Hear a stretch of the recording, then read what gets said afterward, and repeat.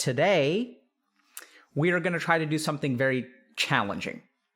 So I'm going to teach you all a little bit about the relationship between ADHD and depression. And I have to say, this is one of the most difficult lectures that I've had to prepare. So that I'm going to need y'all to like cut me some slack, first of all. So I don't know if this is going to be too much or too little. We're going to span a lot of different stuff. So we're going to talk about genetics. We're going to talk about neuroscience. We're going to talk about developmental psychology. We're going to talk about sort of the manifestation in the present of depression and ADHD and like how that looks. So basically what I want to do today is share with you guys the narrative of ADHD and depression. So what are the genetics? What happens in your brain? What changes in your brain result in cognitive changes or behavioral changes within a person? How do those changes within the person affect their development through life? And then what does that look like in the present? Like, where do we end up once you have a genetic change, a neuroscientific change, a developmental consequence, and then you're kind of in the present?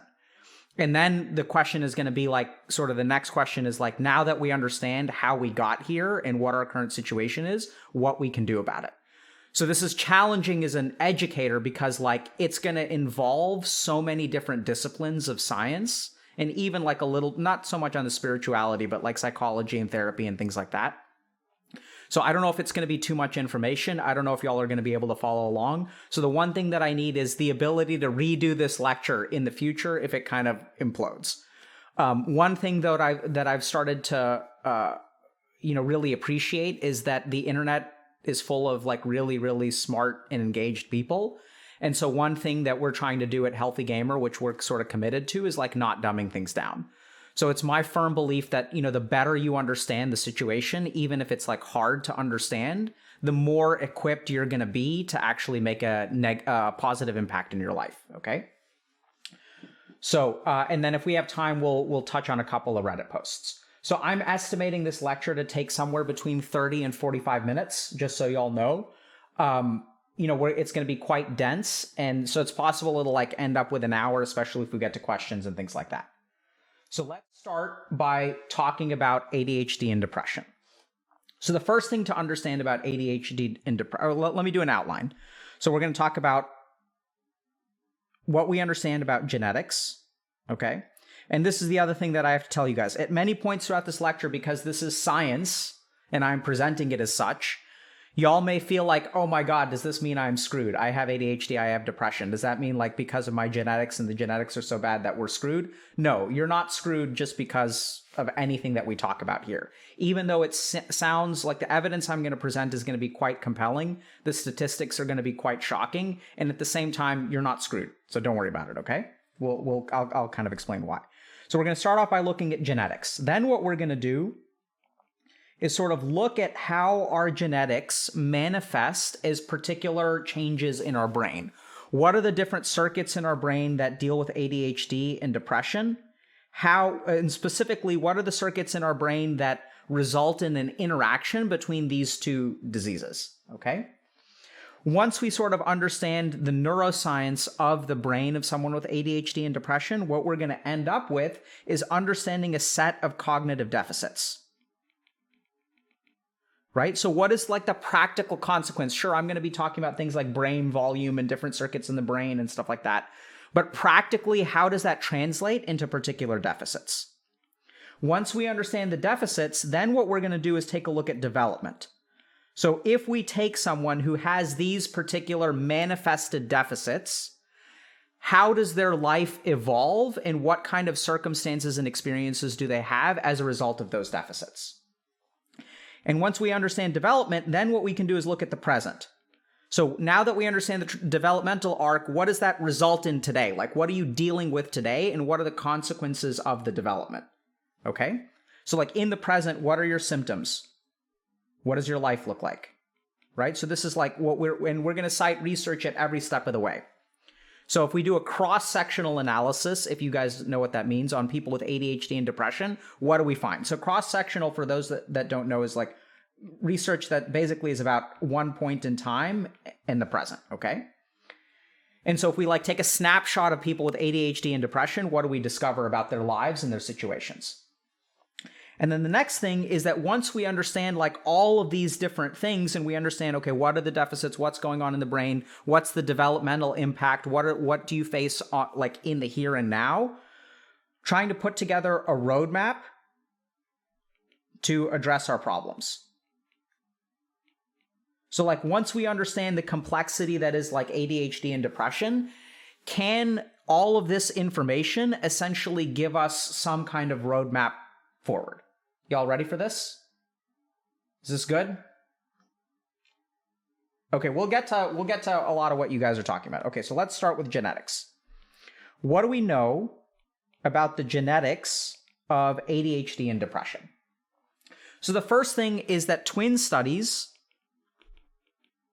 So there's a great paper in 2019 by Ferrone and Larson show essentially a 70% concordance with ADHD and depression. So what that sort of suggests is that there's a very tight link there's a genetic root that manifests as both ADHD and depression. So like twin studies are actually quite compelling here, that like there's something going on in the genes. So if you look at genes, that there's a 70% concordance between these two things. And so we'll get to how this is related and you know how you manifest as both. But it does appear that there's essentially like a very, very tight genetic link in terms of ADHD and depression. Now, for those of you that are so this is the first point of hopelessness, okay? There are going to be several points of hopelessness, and I'm going to try to address each of them in turn. So if I were to say that there's a high genetic correlation between ADHD and depression, what a lot of people will conclude is that if I've got the bad genes, if I got unlucky in the genetic lottery, basically I'm screwed for life. But the truth of the matter is, as a clinician, that's absolutely not the case. So this is what I want y'all to understand about like the relationship between genetics and how it manifests in an individual. So I think about genetics as a vulnerability or a potential. And generally speaking, what we understand from psychiatry, and this is clinical medicine, okay? So this isn't like genetic studies, this is like looking at real human beings, is that genetics plus environment equals illness. So essentially what's going on is genetics is sort of like your vulnerability or the probability of something going on. And then when you combine that with particular experiences, if that formula doesn't go well, you end up with illness, okay? So for example, some people may be genetically predisposed to trauma. So they have like a 50%, risk of trauma. And then depending on what kind of experience they have, let's say they grow up, in Central Africa where there's like a lot of, genocide and other bad things, then that'll result in something like PTSD. And so there may be people with like 25% risk or 75% risk. And so depending on like, what the other traumatic experiences, let's say this is like you're in the Holocaust, so then you end up with PTSD. And let's say even this person is like, had a mom who never gave them like no bedtime stories. And this can result in PTSD. So you guys see, like, basically genetics doesn't determine, it's not a destiny. It's a vulnerability that combined with a particular experience can result in the manifestation of an illness. Okay? So like the other way that I kind of think about this, just to use a quick analogy, is I kind of think about like the genetic vulnerability as like a seed. Okay? So like genetics is like a seed. And then depending on what kind of soil you plant the seed in, and this is where the experience is like the soil. Depending on what kind of soil you plant the seed in, it can result in a plant or not a plant, right? So if my soil is like concrete and I take this seed and I try to plant it in concrete, it's never going to grow. So like a concrete soil is sort of like what I think of as like, let's say a monk, right? Because they're so control of their mind. They're in such strong control of their mind that like even genetic vulnerabilities can be kind of like overcome. compared to if I take, even a seed that's not very robust and not very healthy, and I plant it in super fertile soil, like growing up in an environment where you have parents that are like abusive and emotionally neglectful, even the weakest seed, when grown in the most fertile soil, will manifest in a plant. And so then people are saying, well, okay, like I know what the next, point of hopelessness is. Oh, I have a genetic vulnerability. I have a family history of like whatever, and I grew up in an unhealthy environment. Does that mean that I'm basically screwed? And the answer is still no, because remember that through experiences, you can actually change the soil, right? So this continues to be malleable. So even if you have genetic vulnerabilities to particular things, by changing your environment, by changing your relationships, you can still escape the destiny that negative genetics will offer you. Does that make sense, chat? We understand that? So going back to ADHD, so there does seem to be, in depression, there does seem to be a strong genetic concordance between ADHD and depression. If you drew the short end of the stick, or if you drew the short straw, doesn't mean you're screwed, okay? A couple of other things to note about the genetics and sort of correlation between ADHD and depression. So this is quite alarming. So ADHD increases your risk of depression by 5-fold. Okay? So it's like an increased risk. It's crazy. By 5-fold. So if you take a group of, if you take 100 kids, and 50 of them have ADHD, and 50 of them have no ADHD, the likelihood of depression is 5 times higher in the ADHD crowd compared to the non-ADHD crowd. Even more alarming is there's a 500% basically increase in suicidal ideation for people who have ADHD. There's also a 3x risk of completed suicide. This is staggering. Okay?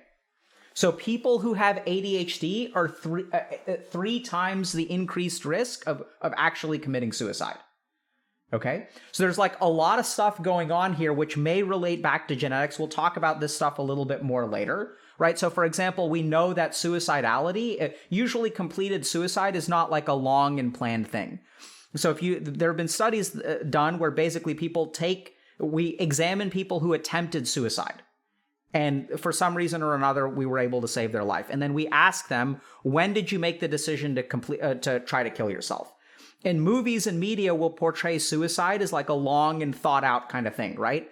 We'll sort of think like, I'm going to put my affairs in order. I'm going to write a bunch of notes and I'm going to do all this stuff. And I'm going to order the favorite thing for like, I'm going to order presents for the next 5 Christmases for my kids because I won't be around to order them, right? So people like, there's this idea that we put our affairs in order, but somewhere between 60 and 80% of people, the decision to try to kill yourself happens within 5 minutes of the attempt. So it's a very impulsive decision. And so if we look at ADHD we know increases your impulsivity. We'll get to that in a second. And so we can see how if you have a brain that is more likely to be vulnerable to impulsive decisions, you will actually increase your risk of suicide. Does that make sense? So we'll kind of go into this more. So this is kind of a quick result of, looking at sort of genetics and what are sort of the epidemiologic factors, what are the risk factors, and what can we sort of expect about the connection between ADHD and depression from a statistical level. The other interesting thing about this is that treatment of ADHD reduces depression symptoms by 20%. So it appears that treating ADHD actually has a therapeutic impact on depression. So once again, what we're seeing here through the twin studies, through this stuff, and through this stuff, is that these are not two separate diseases that some people are afflicted, right? This is the main point that I'm trying to make. This is what you need to understand, is that we may classify ADHD and depression as completely separate illnesses. But when I work with people as a clinician, and when we look at sort of the science and the statistics around it, what it seems is that there's a common process that manifests as both ADHD and depression. So it's not like really two separate diseases. It's like there's some sort of common root that manifests with these two constructs that are sort of societally made. Okay? So now let's look at, so let's say that I have, these genetic changes. Okay, so I've got a set of particular alleles that make me predisposed to depression and ADHD. So let's try to understand what's going on in the brain of people who have this genetic vulnerability. So we're going to talk about a couple of different circuits of the brain, okay? So this is like my terrible drawing of a brain. So here's a brain, okay? So over here, we have the amygdala, okay? So this is kind of interesting. So the amygdala is responsible for the experience of negative emotions. It's also our survival center of the brain. So this is where we experience things like fear and sort of anxiety and things like that, okay? We also have like the insula, which is kind of around here, which is also relates to negative emotions. So a lot of our emotional circuitry is kind of in this central part of the brain, okay? There are a couple of other sort of things that I want to talk about. This is the nucleus accumbens. So this is a major part of reward circuitry. So the nucleus accumbens is a dopaminergic area of the brain, which means that it's like it sort of governs behavior and reward. So probably actually a little bit close, more to the right, which I guess I can fix later. And then there are going to be a couple of other parts of the brain that we're going to talk about. One is the orbitofrontal cortex, or OFC. So this involves the regulation of emotion. Okay? So like what I mean by this is, I don't know if you guys have had this experience, but like sometimes we get emotional and we can logically try to talk ourselves out of it, right? We can sort of like use logic or our control circuits of the brain. These are our emotional impulses over here. Okay? So these over here are our emotional impulses. And this is where our control comes from, if that sort of makes sense. Okay? And this is where, if we look at this thing over here, this is where we sort of get the nucleus accumbens will govern a lot of our behavior. So we'll kind of get to that in a second, okay? The other thing, the other part of the brain that we're going to kind of talk about is the dorsolateral PFC, okay? And this also has to do with emotion regulation, or emotional control, I would say, as opposed to regulation. We'll talk a little bit about how those are different, okay? And then the other thing that's kind of important is that like there are connections between these parts of the brain, and those are important too. So like we're going to talk about the anterior cingulate cortex. Okay, so this mediates talk between our emotions and our control functions. Okay, you guys with the neuroscience? So like basically there's this thing called the ACC, which is here, which basically is the circuit that allows these two guys to talk to these folks over here. So this is sort of a basic, we'll kind of talk about, what the changes are in a second.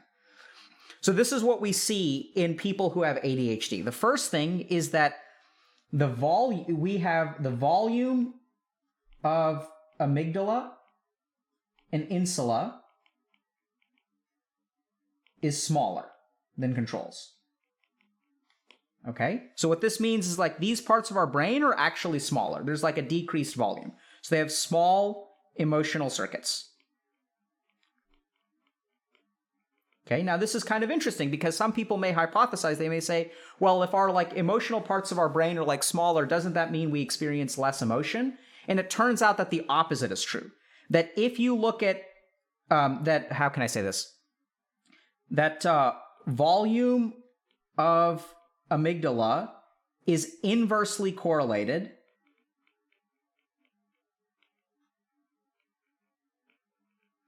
with depression.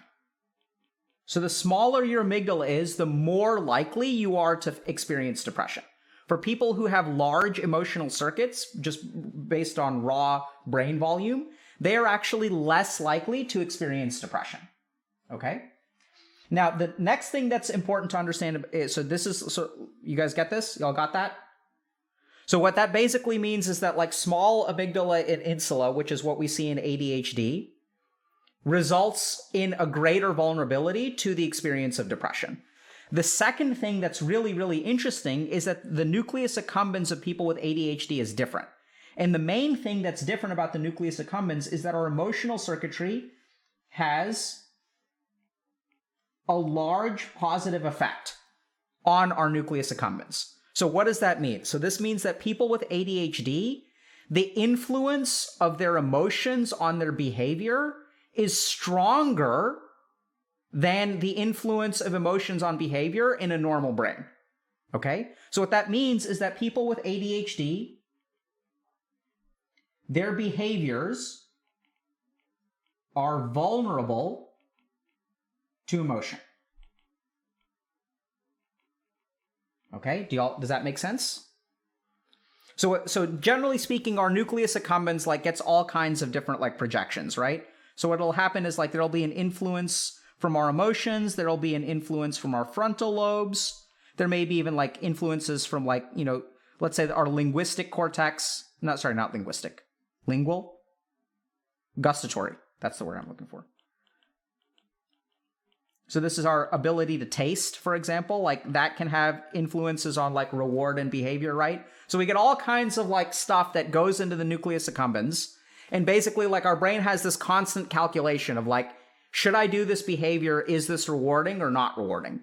And so like you can have things like taste, right? Like your cortices are like, oh, I shouldn't eat that because I'm trying to lose weight. And then like your amygdala is like, I've had a bad day. You know, I just went through a breakup. Screw it. We're just going to eat a tub of ice cream. So that's like literally like the experience of a human being can be mapped onto the nucleus accumbens in the way that these different parts of the brain sort of interact with them. So when we look at the brain of someone with ADHD, the amygdala and insula are going to have stronger impacts on the nucleus accumbens, which may also, so if we kind of look at like what is the result of that, what this means if we take like amygdala and then plus nucleus accumbens in the brain of ADHD, what we get is impulsive behavior and emotional behavior. You guys see that? Like how the more I'm controlled by, actually, let me put it this way. The more I'm controlled by my emotions, the more impulsive I'm going to seem. My behaviors will be more impulsive. Do y'all get that? So we can kind of see that the phenotype or the manifestation of ADHD, of impulsivity, may come from this neuroscientific interaction. So now we're going to get to this in a second, but we can see how the symptoms of ADHD are the experience of someone with ADHD, their impulsivity, which is not like a neuroscientific thing. There's no like impulsivity circuit of the brain. I mean, there may be a circuit, but impulsivity can't be mapped to a neuroscientific structure. What we can map to a neuroscientific structure is the integration of all these different things to the nucleus accumbens. And based on the way that those circuits integrate into the nucleus accumbens, we can have impulsive behavior or we can have non-impulsive behavior. Another example of that is that when we have a very strong frontal control of our nucleus accumbens, we will result in less impulsive behavior. Okay? So now we can see that, like, you know, we can sort of start to see where impulsivity and especially emotional decision-making kind of with people with ADHD come from. Okay? The next thing that we're going to talk about is in ADHD, unfortunately, there appears to be a weak connection over here, okay? There's a weak connection over here, and so like this, the anterior cingulate cortex in people with ADHD is weak.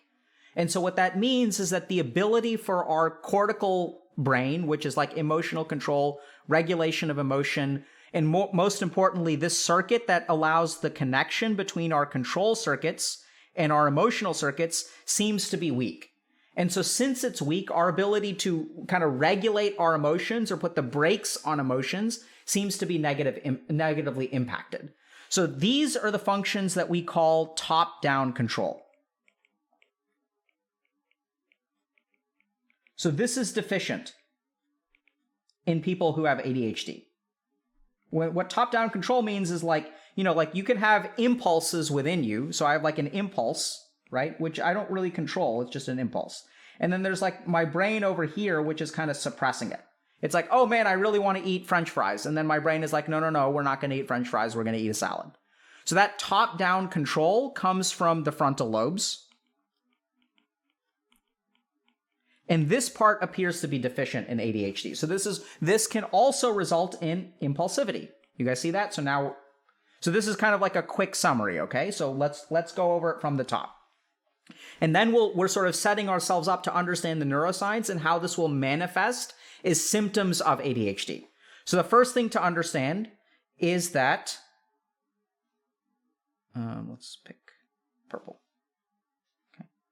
So the first thing is that the brain volume of the amygdala and the insula in people with ADHD is small. What this sort of results in is essentially like our ability to, how can I say this? So we know that these regions of the brain being small correlate with worse depression. Okay, so let's just accept that. Let's not try to understand how that works for a second. The second thing is that we have our control circuits of the brain, which seem to be less connected to emotions.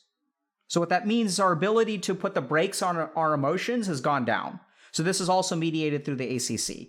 And lastly, we have the nucleus accumbens, which essentially determines what we do. And what we see in the nucleus accumbens of people with ADHD is that it's very sensitive to emotions.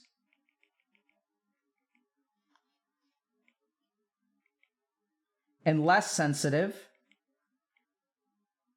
to top-down control. Y'all with me?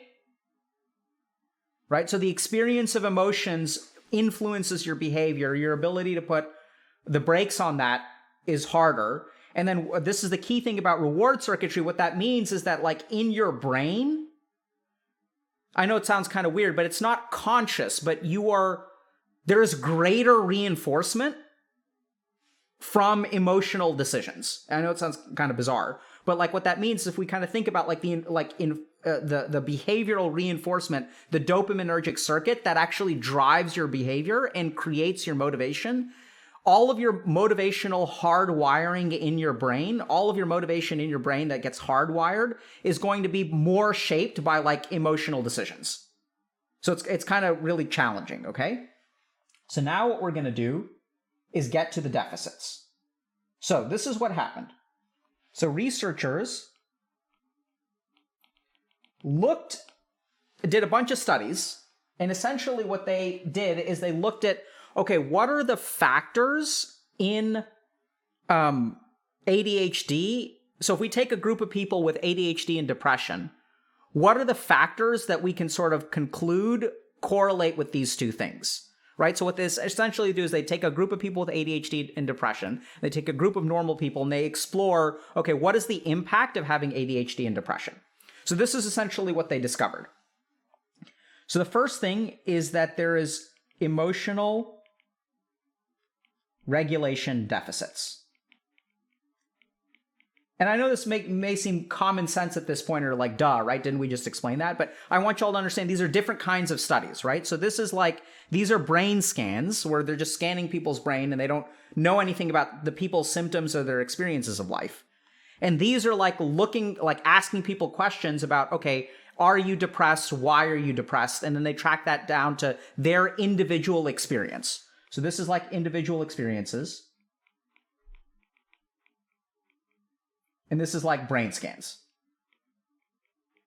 right? So these are different kinds of data. So we're trying to weave them together. Now, hopefully at this point, you guys are saying, well, duh, this is obvious. And that's the whole point of the lecture, is to try to integrate these different kinds of research so we can get a better understanding. The second thing is people with ADHD and depression are more irritable. And irritability is its own biological and neuroscientific thing, okay?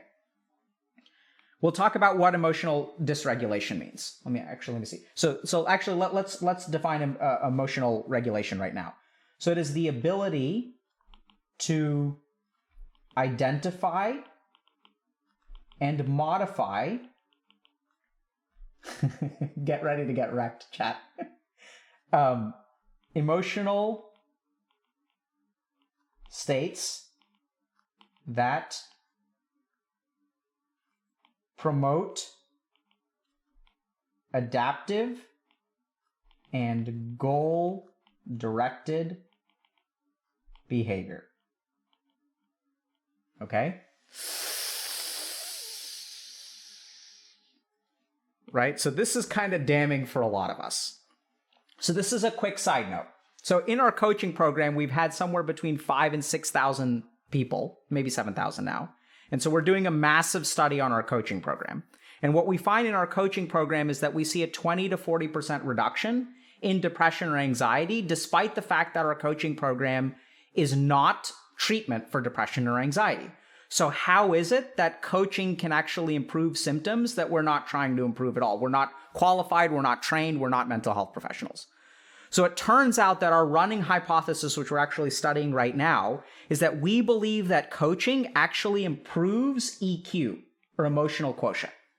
It improves our emotional regulation. It improves our ability to identify and modify emotional states that promote adaptive and goal-directed behavior. That's what coaching is about. It's about goal-directed behavior and sort of taking what you are on the inside and sort of like adapting it, shaping it so that it results in like motivation and goal-directed behavior. So anyway, that's what emotional regulation is.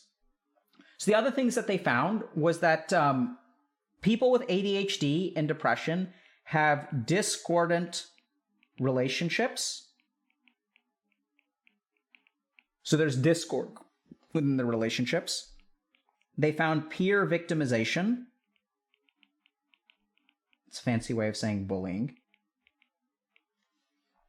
And then they found academic hardship. Okay? So when we look at like people with ADHD and depression, what we essentially find is like people are trying to figure out, okay, like what are the common elements? What is the tie between ADHD and depression? And these are the 5 things that they found. They found that people with ADHD and depression have poor emotional regulation. They're highly irritable. And what we can actually see is that there are a couple of other things, and that we find discordant relationships, peer victimization like bullying, and like academic hardship. So let's try to understand this a little bit better, okay? So how can ADHD and depression result in these things, right? So let's try to link our neuroscience to these things. And then how can these in turn lead to depression down the road? So now there's a really interesting point of research here, okay? So this point of research is that ADHD, I forget exactly, leads to like 50 to 70% depression. But depression leads to 2.7% of ADHD. So what does this mean? This means when you take a young child with ADHD, when they grow up to be an adult, there's like a 50% chance they're going to have depression.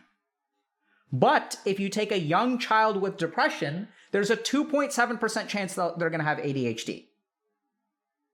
Okay? So what it actually means is that ADHD appears to be a causal factor for adult depression, but depression does not appear to be a causal factor for ADHD. So this is a really, really important point to understand. What this means is that if everything was purely genetic, okay, and if everything was just like in the brain, then these numbers should be the same. But what this suggests is that there's a developmental component here that growing up with ADHD leads to depression. And this is really important for us because this is a point of hope. If this was just pure genetics and these numbers were exactly the same, forget about the fact that they're like so far apart, right? Like 50% versus 3%. That's a huge difference. What this means is that there's something here that we can actually intervene on. You guys get this? Okay, so now let's try to understand, how does ADHD early in life result in depression later in life? So remember that if we kind of look at ADHD, we have impulsivity, inattention, okay, irritability, dopamine reward sensitivity,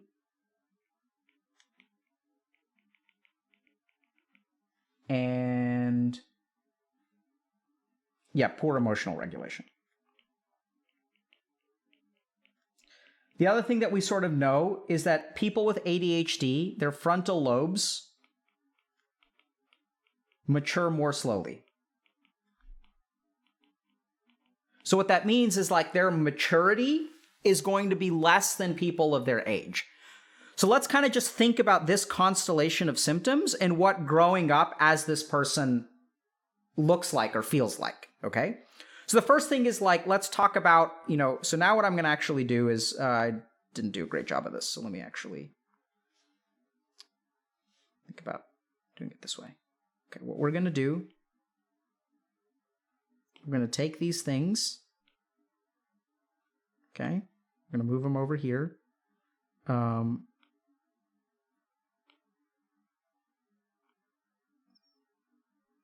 No! Screwed. GG. Okay, let's take a look at these three. Now what we're going to do is take these,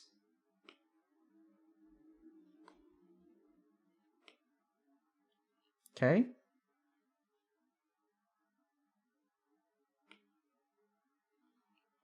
And we're going to play a little game, chat. So these are the things that we know from, studies contribute to the depression that people with ADHD have. So now let's play a simple game, chat. Let's see if these match up, right? So let's say I'm impulsive. Do you think that will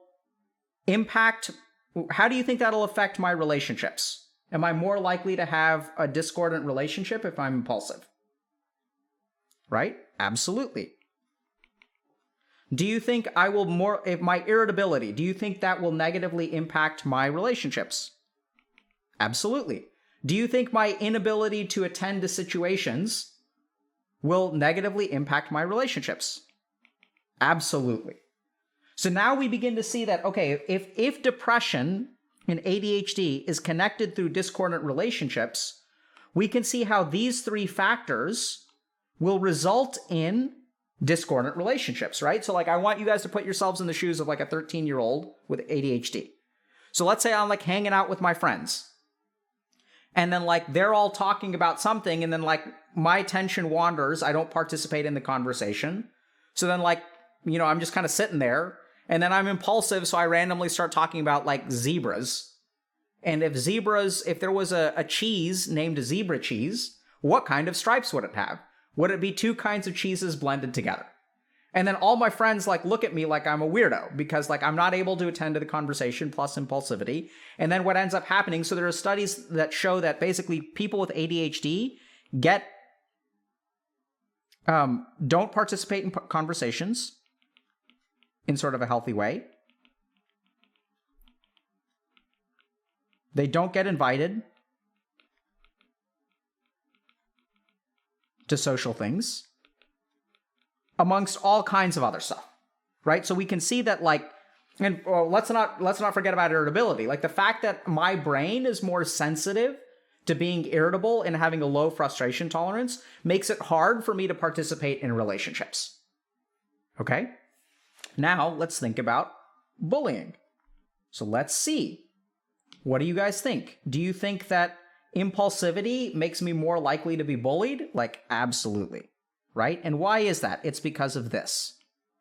So if my social standing in the school is low because of these kinds of things, that's going to result in me being bullied.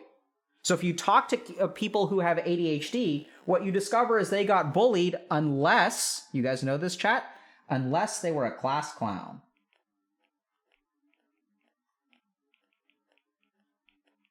So like what people with ADHD essentially learn how to do is like the only way I can gain social standing is with my inattentiveness and my impulsivity. If I can make other kids laugh, I'm not going to be like bullied. But otherwise, their low social standing, their inability to pay attention makes them like get made fun of even more, right? The fact that they're irritable means like you can get a rise out of an ADHD kid. And since I don't have ADHD and I've got friends, I've got 3 or 4 of my friends. and I'm going to like surround the kid with ADHD and I'm going to bully him, he's going to get pissed and he's going to throw a punch, but the odds are stacked in my favor, so he's screwed, right? Because he's not going to control himself, and that's why I'm going to pick on him if I'm a bully, because I know I can get a rise out of him. Okay? Now let's think about academic hardship. So, impulsivity, does that lead to academic hardship? Yes. Inattention, does that lead to academic hardship? Yes, yes, yes. Okay? Once again, the problem here is that oftentimes ADHD is underdiagnosed in children. It is bizarre because it is the disease that is the most underdiagnosed disease and the most underdiagnosed and the most overdiagnosed disease in my experience. What that means is that a high number of people without ADHD get diagnosed with ADHD because they want Adderall and they're bored at school. So they're like have trouble with attention and someone gives them pills. And it is the most underdiagnosed because a lot of times people will miss diagnoses of ADHD because kids are smart. So the smarter you are, the more you can set up compensatory mechanisms and no one ever realizes you have ADHD. And does irritability lead to academic hardship? Probably, but I think this is a slightly less of a thing. Okay, so now let's think about, so you guys with me? So like we can sort of see, it's kind of interesting because we can see that the factors that studies show are correlated and serve as the link between ADHD and depression can absolutely be attributed to a developmental process because the child is here. And then as the child grows without these being addressed, we end up with an adult who grew up with these experiences. And so now we can see how ADHD in childhood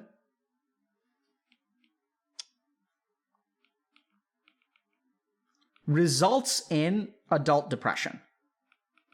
Y'all see that? So this perfectly mirrors what the research tells us, which is that if you're going this way, there's a 50% chance. And if you're going this way, if you start with depression, you got a 2.7% chance. Y'all get that? Okay. So it does appear that there's a causal link. So the cool thing is that if we can fix these in childhood, not just in childhood, but even in adulthood, what that means is that these things should get better. So as we become professionally more successful, as we engage in healthier relationships, because these problems are not just developmental, right? Because if you're still inattentive and impulsive, like it's going to be harder to engage in relationships. You may still be a social outcast in this day and age. The cool thing is that this is not set in stone. So if we fix this even in adulthood, our relationships will improve and we'll see downstream effects. So now we get to the present. So this was sort of our development, right? And so now we're up to bullet point 5. Okay? And we're going to talk a little bit about what this stuff results in. So there are further studies that sort of look at things like emotional regulation and the emotions of people with ADHD. These are the cross-sectional studies. So these studies, or this conclusion that I'm drawing, is developmental. So this is looking at the lifespan of children as they become adults. Now, if we take a group of adults and we just kind of like look at them in this point in time and we try to figure out what is your experience of life in this moment with ADHD and depression, this is what we discover. That the link between ADHD and depression is primarily due to loneliness, primarily due to emotional regulation deficits and shame. So this is, I'm tacking this on. I didn't find a single paper about that. I'm sure it's out there, but this is just what I've seen. So when we're talking about, what it's like to sit with someone who has ADHD and depression, these are the 3 primary experiences which lead to depression in the present. Okay, now let's try to understand, where do these come from? So loneliness is kind of a no-brainer, right? We know that discordant relationships and bullying, like that's going to lead to loneliness. And by the way, if we also look at correlations between suicidality, you guys remember our 3x risk of suicide? Very, very highly correlated with loneliness. If we look at people who actually attempt suicide and commit suicide, they're very lonely. So now we can even see where the big scale epidemiologic data comes from, because these are psychiatric studies. So this is looking at the treatment of illness in actual patients, like humans, okay? We can see that loneliness comes from a combination of like discordant relationships, bullying, and academic hardship, because you're not good at school, so you don't feel like you're doing a good job. Similarly, bullying and academic hardship will also contribute to shame, right? So like this is the experience of someone with ADHD. So we're going to talk about this for a second. So if I've got ADHD, I grow up and what do people tell me? Oh, Alok, you're so smart. You just need to try harder. I don't know why you just can't be more disciplined. Like, I don't know why you are failing so miserably because you're so smart. Because IQ and ADHD are not correlated, right? And so when a child gets told that, and like a child understands it, so the thing that's even more shameful is not even what the child is told, because I've had lots of patients with ADHD that have very supportive parents, and they're trying to be supportive, right? When they say, oh, you have so much potential, they're trying to be supportive. But what the actual experience is the kid knows. They look around and they see everyone else in their class, and they can sort of tell. They're like, I can do math just as well as the kids around me. Like, I understand mathematics. I'm a smart kid. They look around at all these other people who are just able to sit down and study. And like, I know that if I get engaged and I pay attention, I can learn history, I can learn mathematics. I should be able to understand this stuff just as quickly as everyone else. Or in fact, that's what they discover, is that when they're presented with new information that's interesting, they actually potentially even learn faster than their classmates. But despite all of these observations that they're just as capable as their classmates, they just can't sit down and read a book. And so then they feel like idiots. They're like, there's something fundamentally busted in me. And oddly enough, the higher their IQ is, the more shame they're likely to feel. That's sort of a clinical observation. There's some evidence of that as well. There's this thing called the insight trial, which sort of showed that the greater insight you have into a particular problem, in this case it was a degenerative neurological disease, the greater your suicidality is. So like, it's kind of bizarre, and this is what's super sad about working with a lot of my patients with ADHD, is the smarter they are, the more aware that they are of like how screwed they are, if that sort of makes sense. And if you're like stupid and you kind of don't realize there's a problem, it's sort of like ignorance is bliss. But bizarrely, the most shame is felt by the students who are actually the smartest and the most aware. So when we have loneliness and shame, that's going to kind of result in depression. And then we're also going to have emotional regulation deficits, right? And this kind of goes back to our neuroscience, our amygdala, insula, our anterior cingulate cortex, and all that kind of stuff.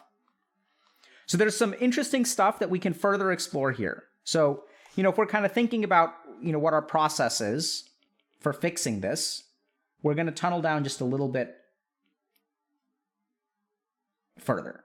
And I'm going to kind of dive into emotional regulation, because we talk a lot on stream about loneliness and shame, but a lot of people have questions about, okay, so like, if there's an emotional regulation deficit, like, what does that mean? What do I do about it, right?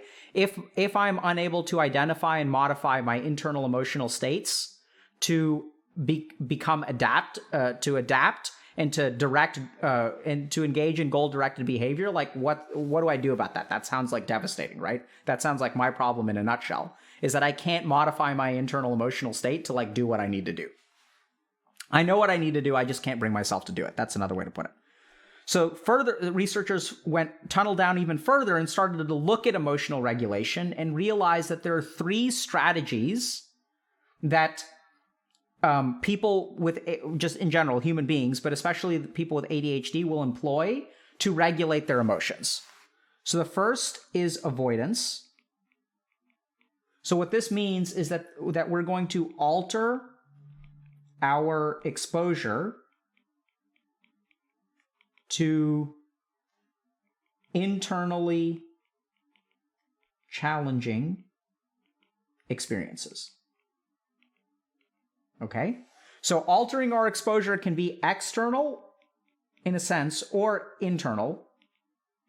I don't like this nomenclature great, but it's the best example I have. So an example of an avoidance that's external is like, I'm afraid that I'm going to look stupid at the party, so I'm not going to go to the party. Because I'm afraid I'm going to look stupid. So what they essentially do is they just avoid the situation entirely, okay?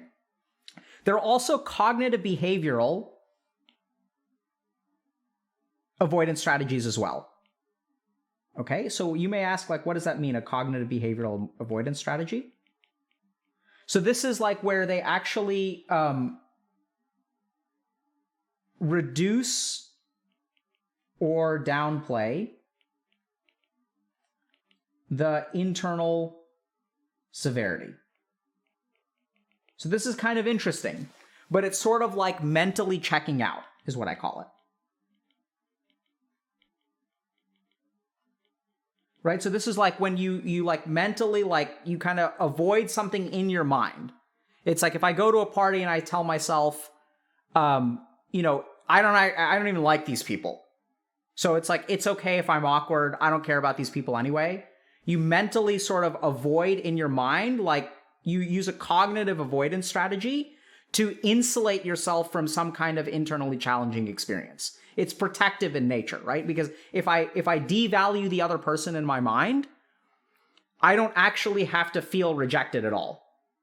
Do you guys get that? So I can avoid going to the party, or in my head, I can mentally check out from the party when I'm there. Now this gets a little bit subtle because there are other emotional regulation strategies. So the next is suppression. So suppression's a little bit different because the emotion is there, but I'm going to squash it down.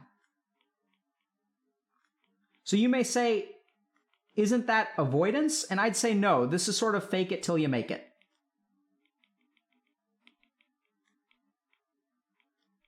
And if we kind of look at like, what's the difference between someone who suppresses emotion and someone who's avoidant, is like, the person who suppresses the emotion is still going to go to the party, right? They're just going to take all their anxiety and they're going to shove it way down and they're going to smile. They're going to put on a face and they're going to pretend to have a good time. They're not mentally checked out. They're not like AFK in their head and being like, screw all these guys, right? What they're actually doing is like, there's like an internal struggle.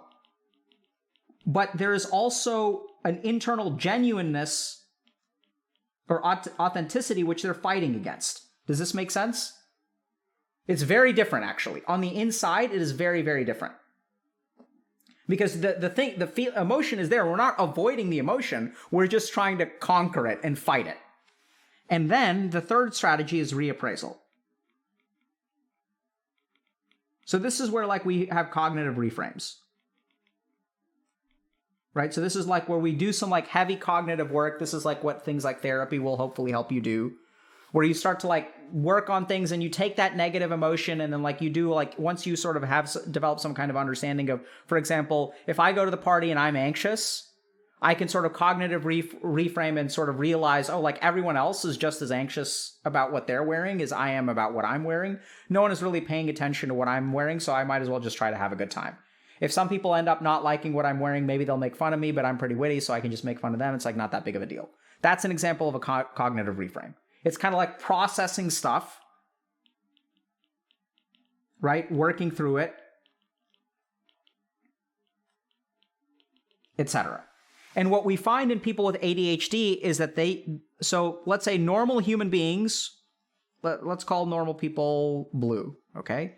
So if we have normal people, they'll do like a third, a third, a third. People with ADHD will do like 9/10, maybe 1/10, 0/10. Maybe it's a bit brutal. Okay. And then you have people who are like monks, right? So monks, like there's a scale. So like after you've gotten someone who's like, you know, done a lot of internal work or is a monk, they'll do like 1 out of 10 avoidance, maybe 4 out of 10 suppression, and 5 out of 10 reappraisal. And then at some point you've got, you know, I don't know, like whatever. I mean, so over time, like I think you can kind of move in this direction as you do like more emotional work. Okay. And like super high EQ will be like 9/10 reappraisal, if that makes sense. So we can kind of see that all humans will use all of these strategies, but there's evidence that people with ADHD employ avoidance the most. And that avoidance is probably the most damaging.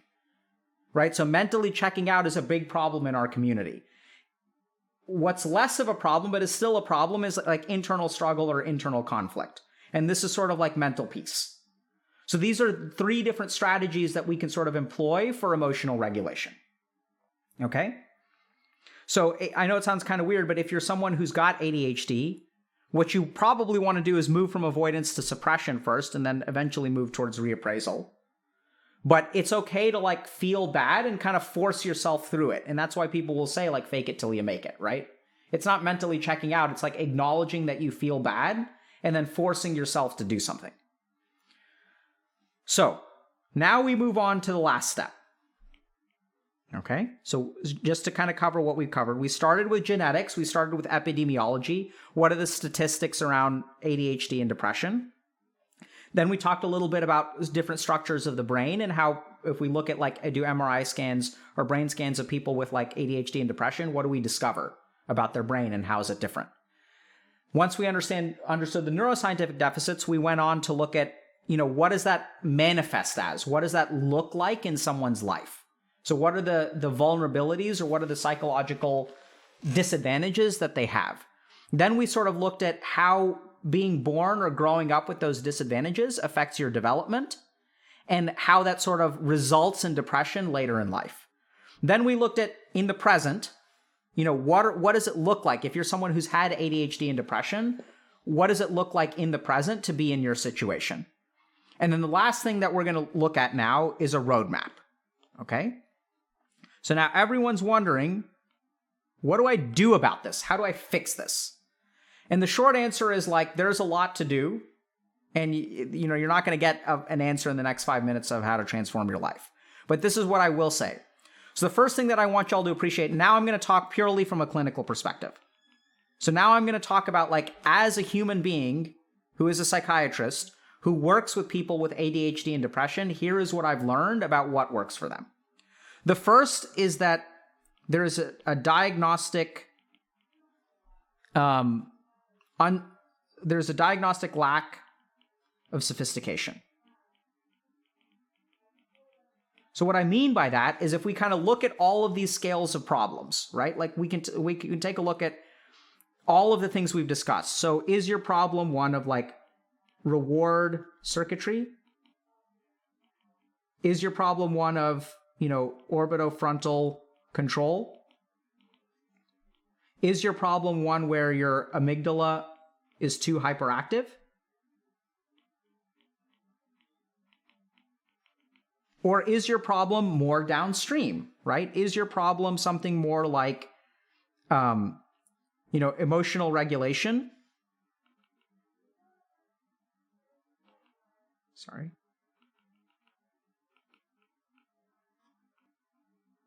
And then furthermore, we can like tunnel down, right? Is it suppression, avoidance, or reappraisal? Which strategy do you use? Is your problem irritability?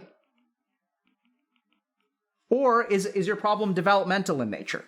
Is the problem that you have a bunch of shame? Is the problem that you're lonely, right? Is the problem the way that you interact with people? So discordant relationships. Is your problem that you are still bullied, either by people at work or things like that? Is your problem that you lack professional or academic success? And this is what I mean by there's a lack of diagnostic sophistication. So I can diagnose someone with ADHD and depression, and I can give them treatment, right? I can give them medications or do CBT or whatever. But in my experience of working with actual human beings, if you really want to conquer this, it actually starts with this degree of diagnostic sophistication. So for you to look at yourself and say like, okay, which one of these things really fits me? Because each of these is going to have a different kind of like solution, right? So let's kind of go through those. So like if your problem is reward circuitry, like maybe what you need to do is a dopamine detox. If your problem is orbitofrontal control, maybe what you need to do is meditate. If your problem is amygdala hyperreactivity, maybe what you need to do is alter your diet for a certain neurotransmitter production, or be careful about toxic influences, or do a grounding meditation. Because there's meditation specificity all throughout here as well. Okay, maybe your problem is emotional regulation. So then this is where like you can do things like, CBT or other kinds of exercises to like move between these different areas, right? So CBT can teach you how to, which is cognitive behavioral therapy, can teach you how to do reappraisal. Increasing awareness of avoidance. So I know it sounds kind of interesting, but if you just become aware of your avoidance, that can actually move you into engaging in suppression. So just awareness is actually sufficient at starting the process of going from avoidance to suppression. Irritability, once again, there are dietary changes here. So there's evidence that, for example, altering the diet of people with severe autism to have high iron diets and address nutritional deficiencies actually reduces the amount of like meltdowns that they have. I know it's crazy, but people have actually done studies on severe autism, and what they've realized is that because some of these poor kids, like they're just medicated through the roof to keep them like docile. And it turns out that there are dietary changes that you can make that will actually alter your irritability. There's a bunch of stuff about this in Dr. K's guide about sort of theories around how altering your diet affects neurotransmitter production, right? So produces serotonin, like gives you precursors that will be produced, turned into dopamine, serotonin, etc., things like that. If your problem is shame or loneliness, so for shame, like maybe you need to go to therapy, and this kind of therapy may be different. It's more processing therapy, right? If you're lonely, this is where like potentially coaching could come in. Like, sure, you could go to the therapy route and talk about how you're lonely, but maybe by working with a coach, you can actually focus on solutions to make friends, right? Like, how can I understand, like, okay, where can I go? How do I meet people? How do I go outside? We had that post recently. So there are a lot of different solutions with loneliness that may not necessarily be sitting in your therapist's office and like talking about how lonely you are. Like, I know it's crazy. As a therapist, sometimes I do not think that is the cure to loneliness. And now discordant relationships. This one is huge because once you are aware, right? So here's my experience with the majority of people I work with ADHD. When it comes to this, they have no idea what they're doing. Like they have no idea that the reason their relationships are discordant is because they are inattentive, is because they are impulsive, that other people have difficulty keeping up with them. All they conclude is people don't like me. It's hard for me to keep friends. I don't get invited to stuff. And then that just turns into shame, right? So like then they start to develop an identity of themselves that I am unlikable. People don't want to be my friend. It's not anything in their control. It's just like I am this way and I'm screwed. And so it leads to shame. And the more ashamed you are and the more you come to realize that people don't want to be your friend, you're not even going to engage in relationships. And then you don't try to engage in relationships, and then you end up being lonely. So by understanding the nature of your discordant relationships, you can even prep people. So sometimes I'll even like prep my patients about how to talk to people and say things like, hey, by the way, I've got ADHD. So like there are all kinds of things that my patients oftentimes do. So for example, they'll be late to social engagements. They'll be, they'll sometimes even forget, like they won't keep track of like the fact that they were supposed to meet someone for lunch. And so obviously like that person is pissed. And so interestingly enough, just raising awareness of your, inattentiveness, raising awareness of your disorganization, and raising awareness of your impulsivity can actually start to mend your relationships. Like you can just form healthier relationships once you understand all these things. The bullying, you can teach people how to set good boundaries. And the professional and academic success, there's a lot of stuff here, but there's dealing with the shame to begin with, because that's like a burden on you that prevents you from succeeding. You have a sense of identity as a failure, so you can work on that, right? Maybe therapy, maybe coaching, something like that. And then you can also do like actual treatment interventions. Like maybe you do need like ADHD meds. Maybe you do need cognitive behavioral therapy for ADHD, right? And the point here is that the roadmap for your progress and for you to put together your life is absolutely there. But it starts by sort of having a sophistication of diagnosis. What is my actual problem here? Which of these boxes do I check? So you can kind of go down this list, right? And you can kind of say like, okay, oh, this feels right. This feels not right. Actually, like I'm not getting bullied. It's not a big deal. Like, oh yeah, like my big problems are professional or academic success, feeling of shame, and then like I'm very, very avoidant, right? It's not so much that I'm irritable, like I don't get pissed easily. I actually do have good friends. I've got a good social support structure, so I'm not lonely or this. And so it's very specific in terms of how to navigate it.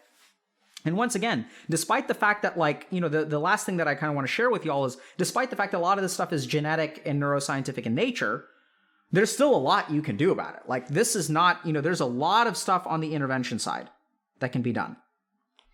And generally speaking, my approach as a clinician, and this is what, it's not just as a clinician, this is what we also do in coaching, is to help people understand where is your actual problem. And awareness of the problem can, in my opinion, not even doing anything about it, just recognizing what the problem is can account for a 50% improvement in whatever you're talking about. So just to give you guys a simple epidemiological example of this. So if you look at obesity in Central America, so obesity in Central America is really, really bad. And it's probably due to the propagation of sugary beverages. And people down there, I think that's changing now, but 20 or 30 years ago, people in some parts of Central America, there was just a lack of education that drinking, sugary juices and sugary sodas, 3 meals a day is going to contribute to obesity. And once people just realize, oh, hey, what I am putting into my body may affect, my health. Once that awareness is there, it actually results in a positive change in behavior. And so if you look at things like socioeconomic status and obesity, what you tend to find is that there are parts of the, parts of the world where there's a very low understanding of the impact of what you put into your body and how it affects your health. And you can go to places like Whole Foods and stuff like that, where there are all these wellness magazines. There's a lot of food there that's unhealthy, by the way. But you can see that even awareness can account for some amount of change. And even from video games, we kind of know, if you don't know why you're losing a game, you can't even begin to improve it. If you're just aware of particular mechanics, right? Being aware of those mechanics will automatically change the way that you play the game. And so I think awareness, in my opinion, is actually worth 50% of the progress. And then once you have a specific problem, or once you figure out what your specific problem is, where your specific vulnerability is, you can start to make changes in that particular direction to sort of overcome this issue. A couple of things which I should sort of say if it hasn't become clear. I think if this stuff resonates with y'all, the first thing you should do, if you haven't done it already, is seek an actual mental health professional's help. So if you're concerned you may have ADHD, if you're concerned you may have depression, go and talk to an actual doctor or therapist or something. So I know a lot of times we'll talk about things like Dr. K's guide and coaching and all that kind of stuff. I really do think the single most important intervention you can do is to actually go see a mental health professional. Beyond that, there are other things that you can do. By all means, go watch Dr. K's guide. There's a lot of stuff in there about meditation and these different grounding meditations versus the meditations that will teach you control. By all means, check out our YouTube video on dopamine detox. If you want to talk about this kind of stuff and focus on solutions to make friends and things like that, that's something that coaches may be better trained at. Helping you with professional and academic success, that may be something that coaches can help you with. Helping with discordant relationships, that can be therapy or coaching. But really at the top of the list is, if you guys have not seen a mental health professional, you should absolutely go do that. Questions? Or I guess let me just kind of summarize. So just to kind of recap, today we talked a little bit about ADHD and depression. And the goal of what I was trying to do today is to stitch together a lot of different disciplines of science to give us a very clear understanding of what ADHD and depression, how they interact and what they are. So it starts with genetics, where we sort of discovered that 70% of ADHD and depression appears to be, has a 70% concordance in genetics, that there are a lot of scary statistics that show that ADHD and depression may start at the genetic level. So once we understood the genetics, we kind of went into neuroscience and tried to figure out, okay, what's happening in the brain of people with ADHD and depression? How do these two things kind of interact? Then what we did is looked at deficits, right? So once we understand what's happening in the brain, what does that manifest as within an individual? What are the actual deficits that someone with ADHD and depression has? Once we understood what the deficits are, we sort of were able to take a developmental perspective. So if you take a kid who has these kinds of deficits and sort of has ADHD as a child, how does growing up with those deficits manifest as depression when you're an adult? And we kind of explored those things. And what do the statistics tell us? What does the research tell us are the contributing, or what are the smoking guns of depression in adulthood for people who have ADHD? And we discovered that it's discordant relationships, bullying, academic hardship, emotional dysregulation, and irritability. And then we even looked at sort of a more present-focused or clinical-focused perspective, where we kind of said, okay, so like once you're here and you're in the here and now, you grew up with ADHD, now you have depression, what does that look like in the here and now?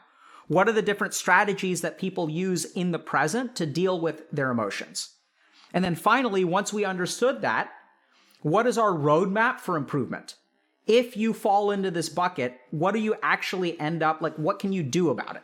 And the answer is you can do a lot. So you're not doomed by your genetics, you're not doomed by your brain. There's a ton of stuff that you can do. And I've worked very successfully with like tons of patients that have been able to essentially overcome ADHD and depression.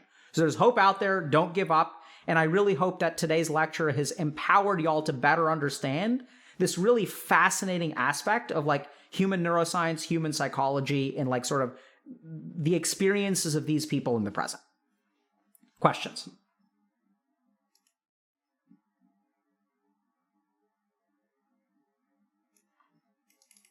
All right, questions.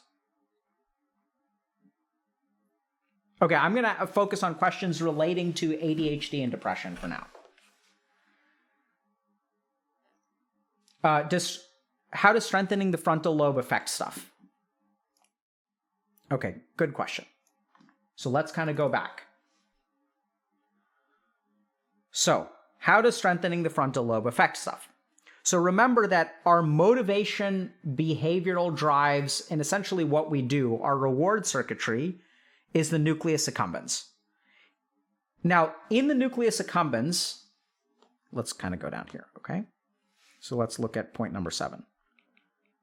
How does frontal lobe affect things? So in our nucleus accumbens, there's like a pro and a con for a behavior, okay? And essentially what happens is like our emotions may be telling us break up with this person. And our frontal lobes may be telling us, oh, no, don't do that. Don't give in to the emotion. So there's a tension between emotions and frontal lobes in the nucleus accumbens. And depending on which one wins, if the frontal lobe wins, then like you'll engage in one behavior. And if the emotions win, you'll engage in another behavior. It even goes a little bit deeper because the reward structure can be related to emotions or frontal lobe. And so what that even means is that, how can I say this? Let's say I'm bullying someone. The amount of satisfaction I get from bullying someone relates to the emotional impact on our nucleus accumbens versus our frontal lobes. Which is why we'll see, like, if you look at people who are lifelong meditators, they don't engage in, like, toxic behavior because it feels less rewarding to them. This is how, like, people who meditate on a regular basis, like, become better human beings. I know it's kind of bizarre because it's not just the influence of, like, you know, what you end up doing. It's also the reward that you get from, like, giving into your emotions. So, like, giving into hatred is going to reinforce your behavior in a particular way and is going to feel really, really good if your brain is, like, framed a particular way. When you strengthen your frontal lobes, literally the satisfaction that you get from being a toxic asshole on the internet goes down. And so then we see a reduction in that behavior because your reward circuitry has been altered. Does that make sense?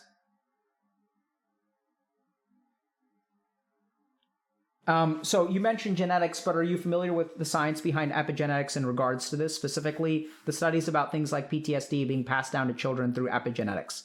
Yeah, I'm pretty familiar with that research, so let's take the question from the top.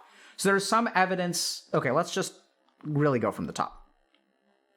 So the first thing is that there's a field called epigenetics, which is not the actual genes, but how genes are turned on or turned off. So our genome, look, we've got a bunch of stuff in there, and it's not necessarily the allele or like the gene, like the DNA sequence at a particular point, but like you can turn genes on and you can turn genes off. That's called epigenetics. So whether genes are turned on or off actually relates to our experiences. So certain kinds of genes, will be turned on by certain kinds of experiences. So an example of this is when our body gets an infection, we will activate transcription. We will turn on genes of things like heat shock proteins and other kinds of like genes in our cells that will help us fight infection, right? So it's like there's a bunch of stuff that like once we get infected, our body's like, time to go to war. Let's start producing, like, let's turn on our armories and start producing soldiers and like, you know, cytokines that will help us fight infection. So experiences can affect our genetic activation. And so if we go back to what I was saying earlier about what is the model of genes, right? So that's where I sort of shared that genetics plus vulnerability is what results in illness. And all that kind of stuff is epigenetic. So this is also where when we kind of look at that developmental aspect, when we were talking about, okay, if you have a kid with ADHD who grows up with an ADHD brain and experiences life as a kid with ADHD with bullying and not having friends and like poor academic success, that's going to have an epigenetic impact and make you vulnerable to depression. So I believe a lot of that stuff is mediated through epigenetics. I personally have not looked into the epigenetics of development with ADHD as it relates to depression. But I sort of feel like I don't need to because there's like, I mean, hopefully I made a convincing argument of this. I think we have enough pieces of the puzzle where we're like pretty sure that that's happening. Great question,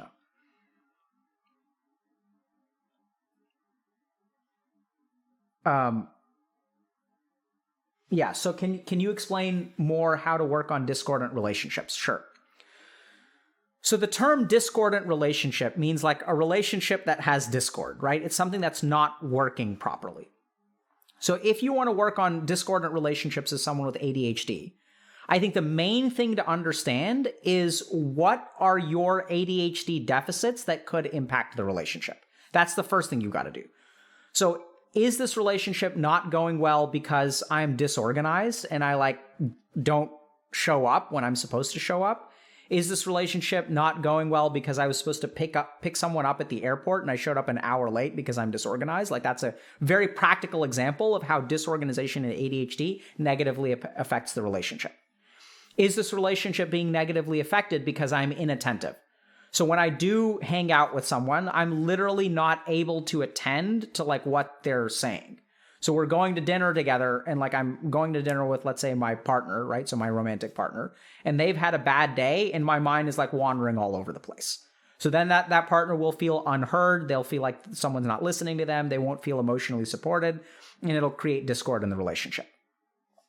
So the first thing to do, or maybe it's like irritability or emotional regulation, right? So maybe the reason that my relationship is in discord is because I'm too irritable. I've had a bad day and then I like go and meet my friends. And since I'm in a foul mood because I'm overly irritable, like I snap at them and they feel hurt. And then like I feel like I screwed up, right? And then the avoidance kicks in because we know that people with ADHD engage in avoidance behaviors. And so once I create a problem in a relationship, since I rely on avoidance, I never really fix it, right? I never talk to them about it. I never apologize to them. Or I overly apologize and never engage in discussion. I never ask them, hey, what was it like to have me being like irritable that day, right? I never want to hear from them how I'm like actually sometimes not a great friend. So I avoid.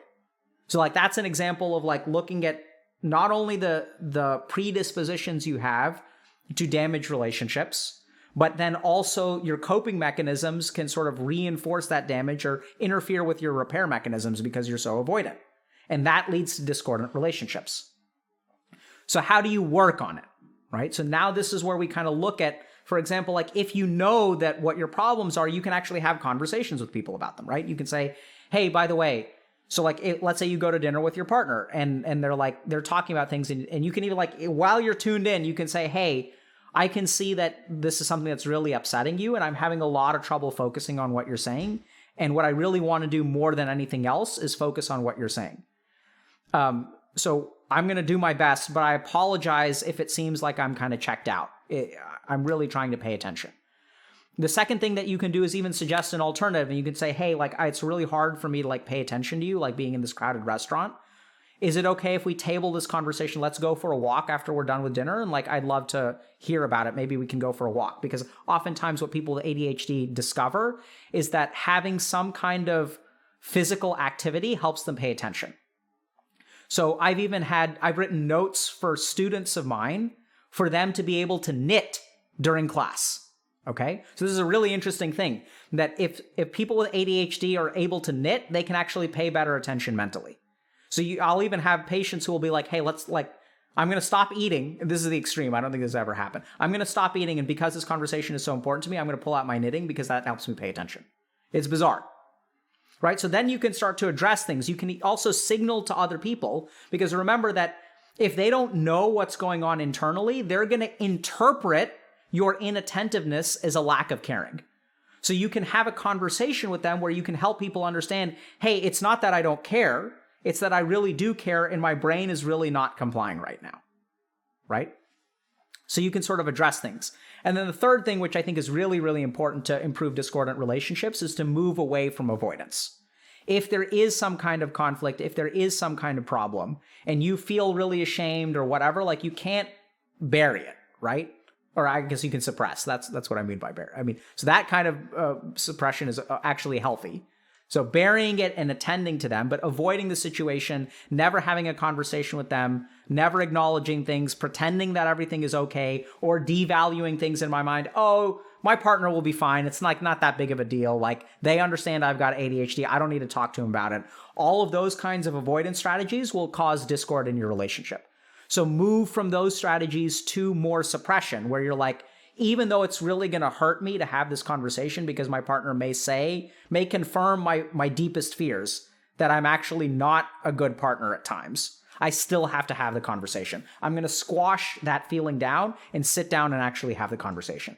And ideally, you can even get to the point of reappraisal, where you can work through things on your own and you can say, like, I really care about this relationship, and even though it may be hurtful to get confirmation that I didn't do a great job, in the long term, moving past that is the right move and really what this relationship needs. So I have to do it because caring about the relationship and my value for the relationship is greater than my feelings being hurt temporarily. That's sort of the ultimate fix. So I hope that helps.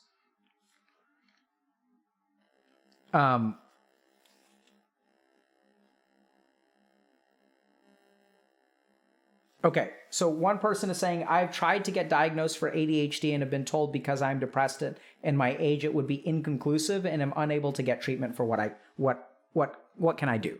So I'd say go see a different clinician. So let's understand a couple of things. So ADHD, oftentimes people will get tested for ADHD. So there are neuropsychological tests. So you go to a psychologist and they will administer like a test of your attention. Based on the results of that test, they can diagnose you with ADHD or not diagnose you with ADHD. But the truth is that a test cannot diagnose you with ADHD. All a test can do is give you a probability of what your diagnosis of ADHD is, if that sort of makes sense. Because that's how psychological tests are designed. A true diagnosis of ADHD is often done clinically, and a test is used to supplement a clinical diagnosis. And so what does that mean, a clinical diagnosis?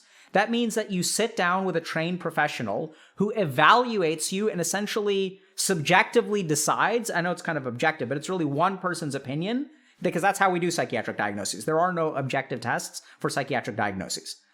So a trained clinician has to sit down, evaluate your symptoms, and say, yes, according to my expertise, you have ADHD, or according to my expertise, you do not have ADHD.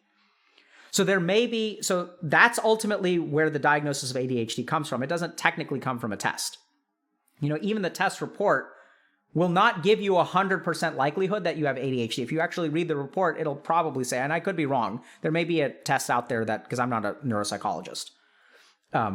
So, I could be mistaken there. But based on, as a psychiatrist, when I refer people to neuropsychological testing, they'll give me a report back. And that report will say, like, we believe that this person has a high likelihood or extremely high likelihood of having ADHD. Here are the neuroscientific deficits that we believe that this person has, which is why we think they have ADHD. So they go into a lot of detail, but they're never going to give you 100%. So just talk to a clinician. Now, the main confounding factor is that if you have active depression, so if your cognition is being affected by your depression, then it makes it very hard to determine whether your inattention is coming from the depression or coming from the ADHD, if that sort of makes sense. Because we know that people who are actively depressed have trouble paying attention to things. But that has nothing to do with ADHD. That's because attention is, a complicated circuit in the brain that can be affected by mood, that can be affected by depression. So the real way you should make a diagnosis of ADHD with someone who's got a diagnosis of depression is ideally to treat the depression, have the depression in remission, right? So then they're not actively depressed anymore, and then evaluate their attentive when their depression is theoretically out of the picture. And if they still have attentional problems, then there's a good likelihood that they've got ADHD. Now, as a clinician, I've diagnosed people with ADHD despite the fact that they're actively depressed, and that simply comes from asking questions about what their attention was like before they were depressed, right? So you can still do that. You can still try to do an assessment of before depression ever manifested, what was school like for you? Did you ever need special testing? Did you have difficulty with this? Did you have difficulty with that? Sometimes I'll talk to their parents, and you can still sort of make a preliminary diagnosis of ADHD, even in the case of active depression. And that's very important clinically. So I'd say find a good clinician, because a good clinician should be able to suss that out for you and walk you through, maybe treating your depression so that you can get a good diagnosis. But I'm not surprised that one person would say, hey, we can't give you neuropsychological testing while you're actively depressed because that'll interfere with the test results. That sort of makes sense. Okay, just so y'all know, I know I'm getting a lot of questions and responses and stuff. I'm still on the first round of questions, okay? So I think I can scroll down quite a bit.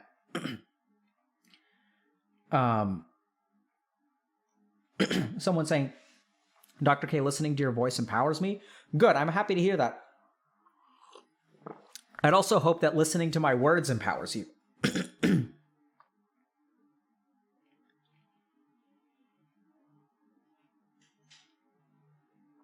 Oh boy. Adventurer 467 says, I'm late. Oh, dude. My poor friend. If you came in late to this lecture, it's going to be tough, dude.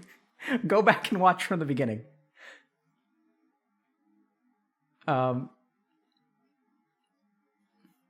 Okay, why do people have ADHD? What a good question.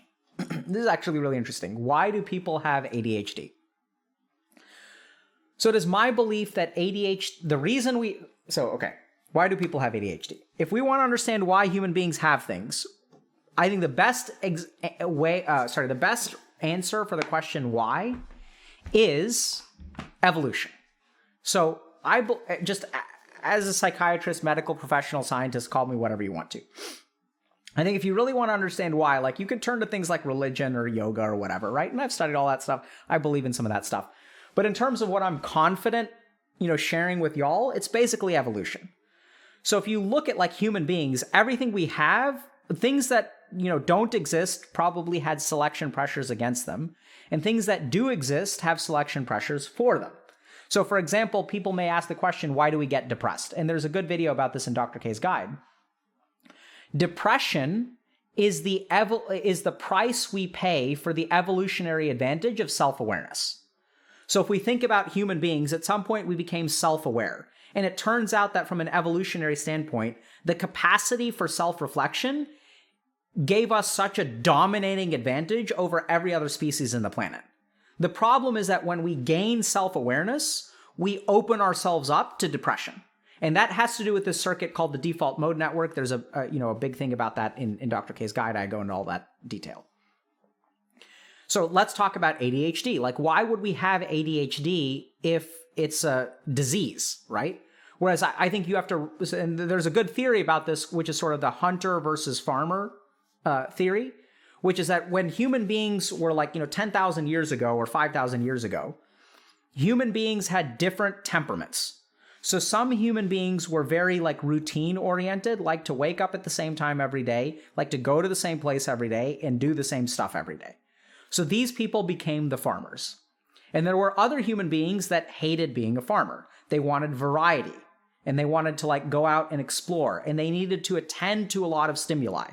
So when I'm walking through the jungle, my brain needs to be bouncing all over the place. It needs to kind of be ADHD. It can't just focus on one tree. It has to look at this tree and has to look at the ground. Is there a snake over there? Is that a footprint over there? Is that a broken branch over there?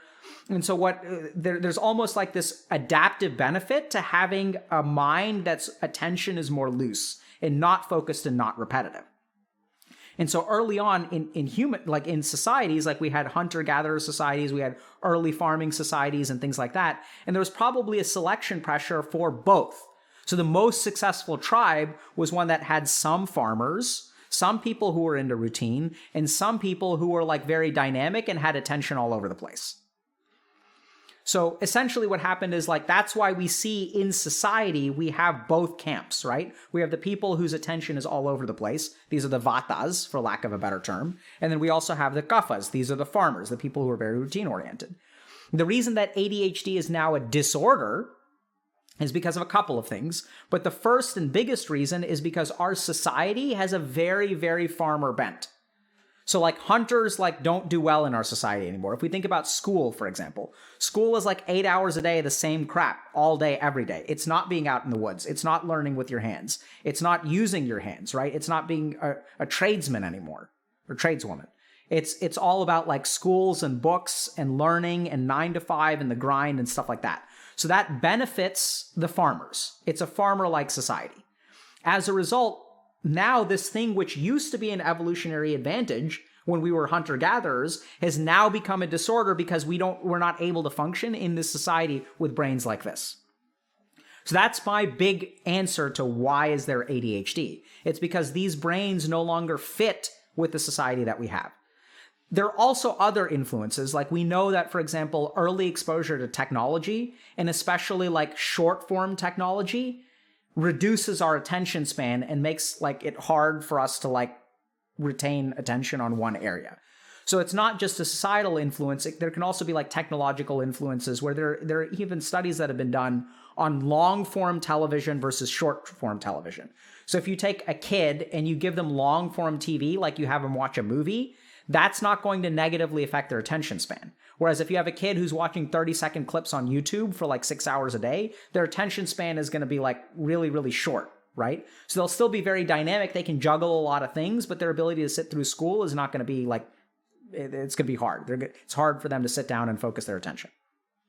So there do appear to be societal influences that are like more developmental and related to technology too, which is why ADHD I think is getting worse, actually.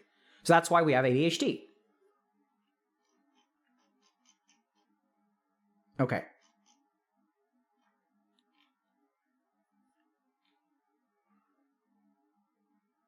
Oh man, what are the comorbidities of other conditions that also match ADHD symptoms? Dude, that's a whole lecture in and of itself. But the short answer is that's why we have the process of differential diagnosis. So remember that, ADHD is a collection of symptoms, like impulsivity, for example, inattention, irritability. If we look at the differential diagnosis for those symptoms, there's like a ton of stuff, right? So PTSD is the great chameleon of mental illnesses and can masquerade as pretty much anything. Bipolar disorder, depression can sometimes, there's a subtype of depression called depression with anger attacks, which is like a pitta depression, which we also talk about in Dr. K's guide. So that's where like people who are depressed aren't sad, they just get super irritable. So even depression can manifest as like irritability and inattention. Bipolar disorder for sure, if you're manic, right? So, or hypomanic, you're more irritable, you're less attentive, you have flight of ideas. So bipolar disorder can manifest that as substance use is very high on the list of like on the differential, right? Because if I'm like high on Adderall or I've had too much coffee, I'm going to be speaking very fast, my mind is all over the place, and I'm going to be irritable. So the differential diagnosis is huge. If you want I guess we could theoretically do whole lectures about differential diagnosis, but that's when we're really like talking medical school kind of stuff. Like, so that's what I teach clinically. Like when I have a resident who's like a psychiatrist or a medical student who wants to learn about psychiatry, like that's the kind of detail that we go into there. Good question though. Seems like defective executive function would be a disadvantage in tribes. I would think so. So I think like executive function is like the most OP thing in the brain, in my opinion. So I don't know why we would have a deficit for executive function. If we look at it evolutionarily, probably the reason that we have deficits in executive function is because of opportunity cost. So if you kind of think about it, I know this sounds kind of weird, but what do you think is like evolutionarily advantageous? being very like stable and monogamous and staying in one relationship for your entire life that is like harmonious, where you raise 2 kids and you make sure that you can like support them with resources, or being somewhat of an emotional train wreck and having like lots of different children with like lots of different people. What's actually like evolutionary advantageous, right? Like falling in love and then having a train wreck of a relationship. If that happens like 6 times over the course of 15 years, it's interesting, right? So like evolutionary advantages are about survival and reproduction. By the way, I'm not sure that that's the case. So I literally do not know, because it may be that, that person's offspring are like less likely to have successful offspring of their own. Like you never know.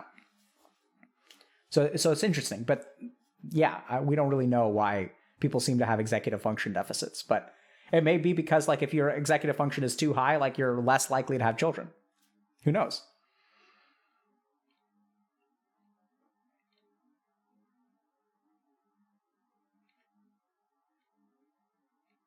Okay.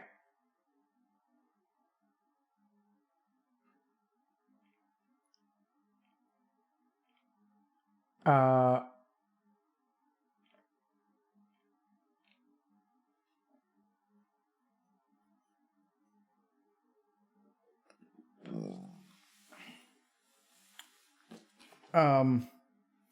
so would you have any recommendation for ADHDers with depression who are currently unable to access medication due to waiting lists? Any supplementation or specific meditation techniques you'd recommend?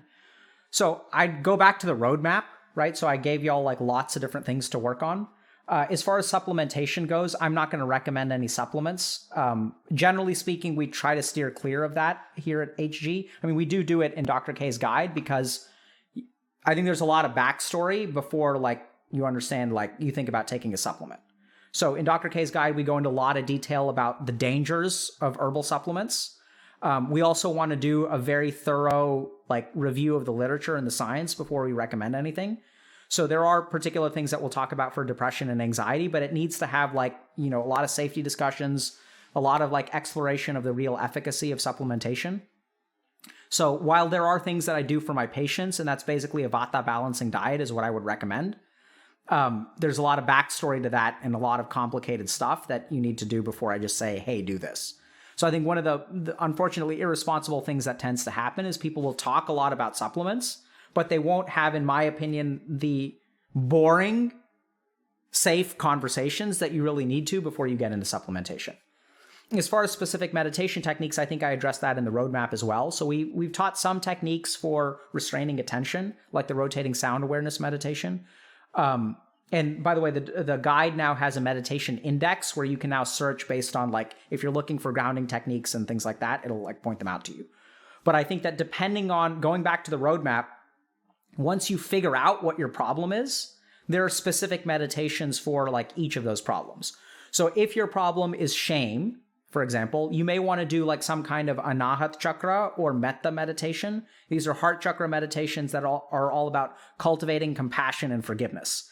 That's going to be different from the meditation that helps you restrain your attention and focus on one point. That in turn is going to be different from the kind of meditation that you use to ground yourself when you're emotionally activated and like very irritable, right? So there are all these different meditation techniques. There really isn't great science yet that specific meditation techniques target things at the resolution that I teach, because you just have to do a ton of clinical trials. I think we'll get there. We're getting there. But clinically, I found it to be very effective to teach people specific targeted meditation techniques. But those techniques depend on, the roadmap. So one person is saying, great, so ADHD is good for nothing now. I disagree. So I'm pretty sure that if you look at successful streamers and content creators, the prevalence of ADHD within content creators is higher than the average population. I think as our society is becoming more ADHD with shorter form content and things like that, right? So like, it's like the ADHD brain. Who did we have? That guy who has, so first of all, if you go back through our interviews, like we have a bunch of like streamers and content creators who will say, yeah, I have ADHD.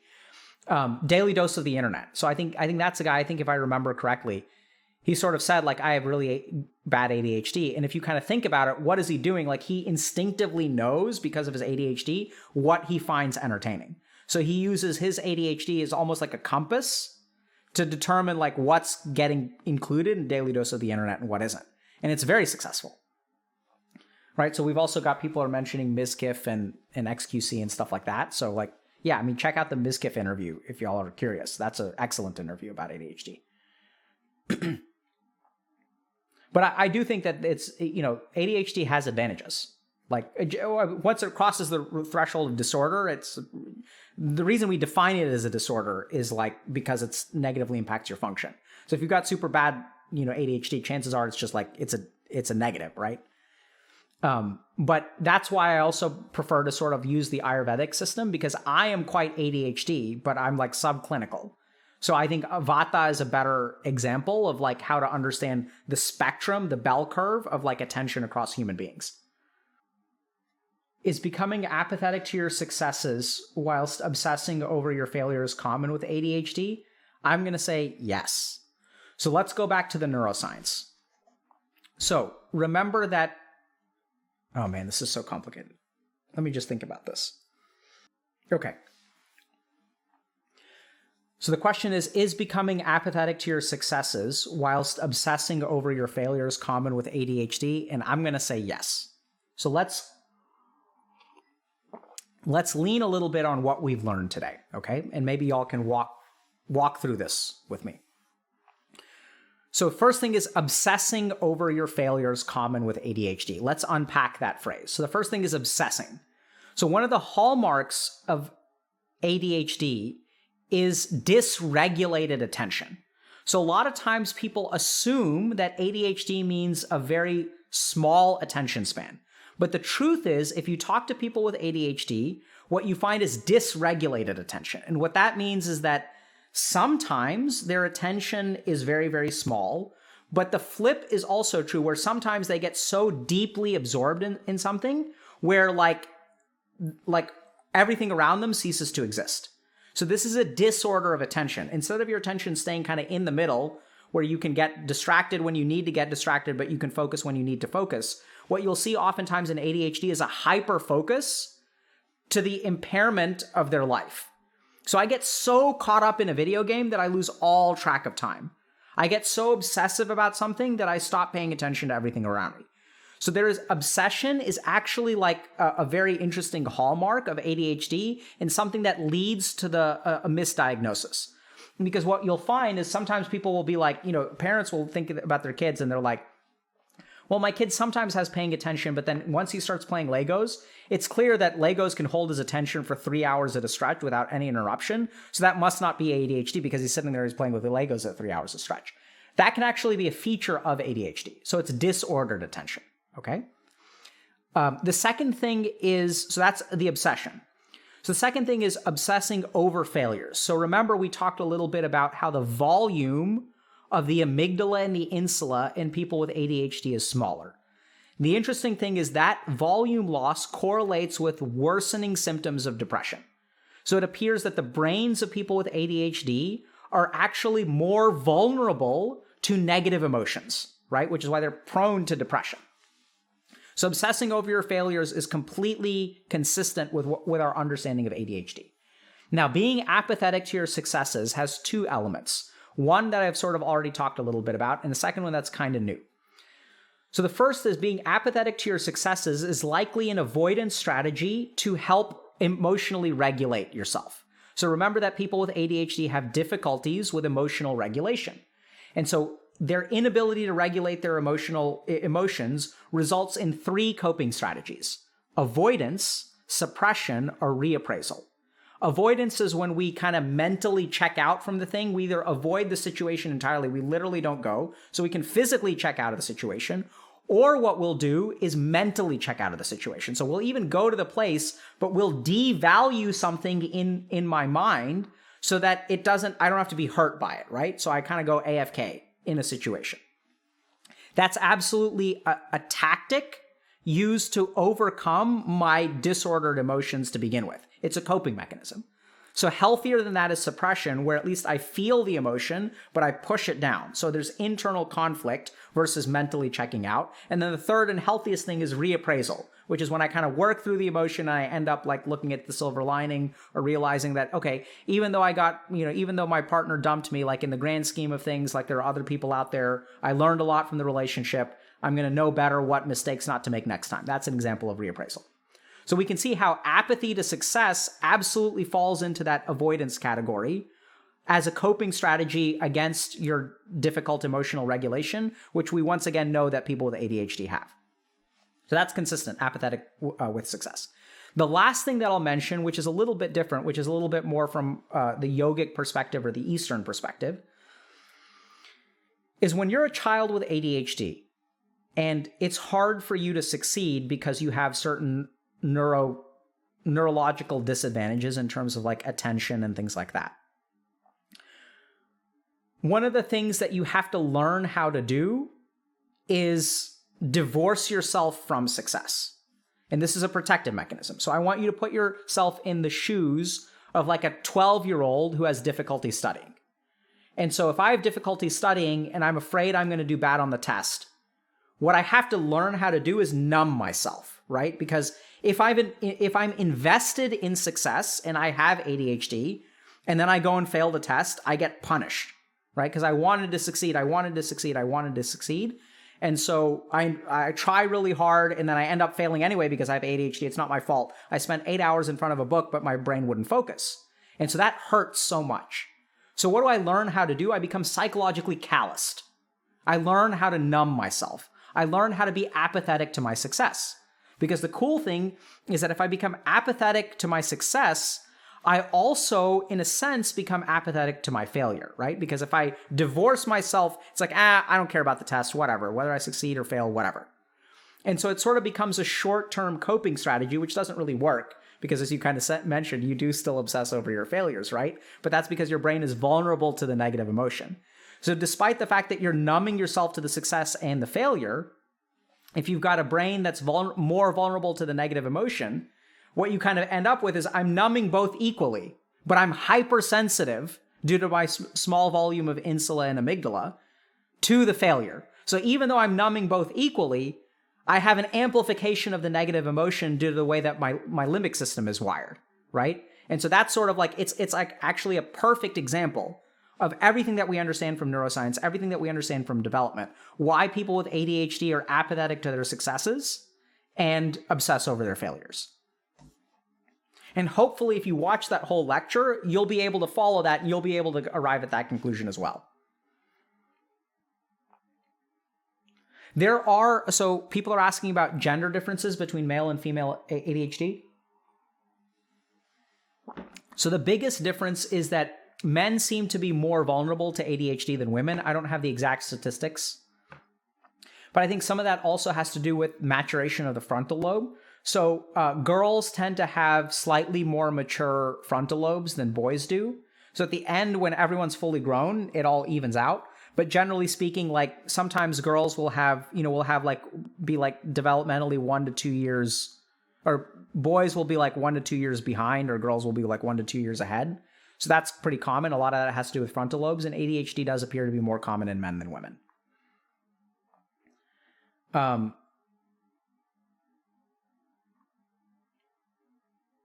Would you argue, oh man, it's so hard because everything I say, you guys, so I'm like responding to questions from like 10 minutes ago, or comments, which is hard. I have to figure out how to handle that.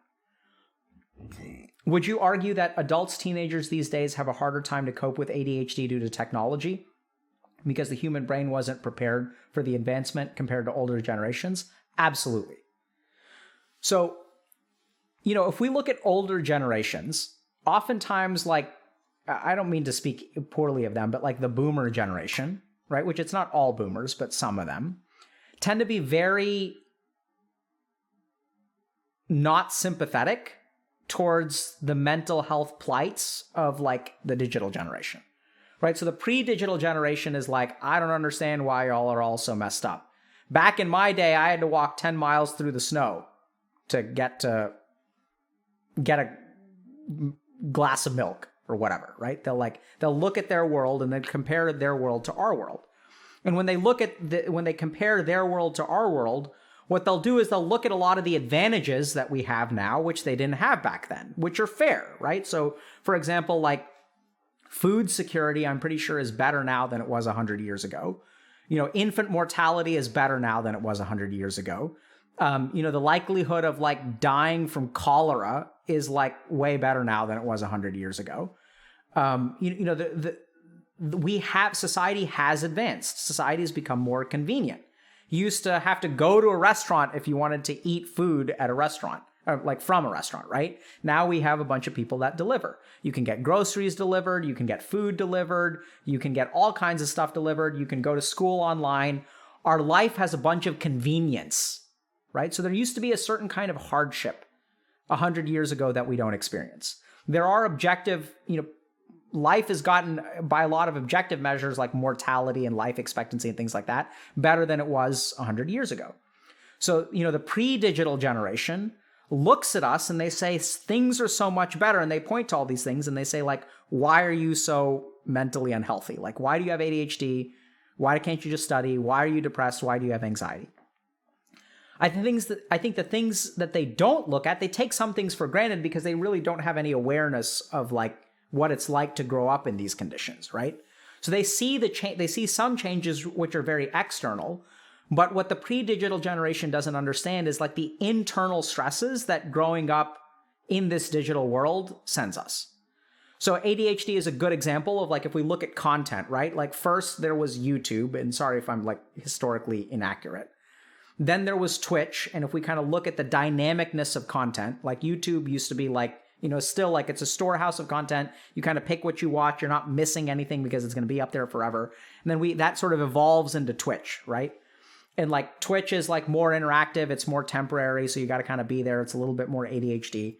And then like that evolves into TikTok, which is like the whole point of TikTok is that it's super short, right? We also have evolutions from text messaging to things like Snapchat. And I'm still not 100% sure about this, but my understanding about Snapchat is that it's like, the whole idea is that the messages are temporary. So if you don't check it frequently, like it disappears into the ether. So if we look at the way that technology is advancing, it's selecting for and entraining, conditioning a shorter attention span. And so that's one of the reasons why I think that ADHD is getting worse. But technology is also having effects on things like depression and anxiety. So when we get bombarded with the worst news from all over the world every single day, we begin to see the world as falling apart. As we see the world as falling apart, we start to feel depressed and hopeless. Because how can I fix climate change? I can't. Might as well sit at home and do nothing, right? How can I fix all of this racial hatred? I can't. Might as well sit down and do nothing.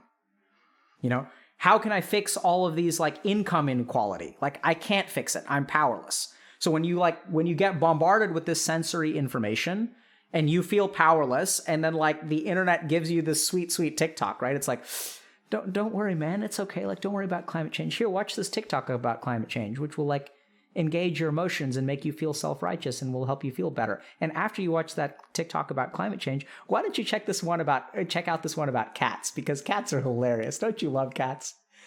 And so that's what happens, right? We have like this world that bombards us with all this depressing information, and then it gives us it creates this problem, and then it gives us this solution.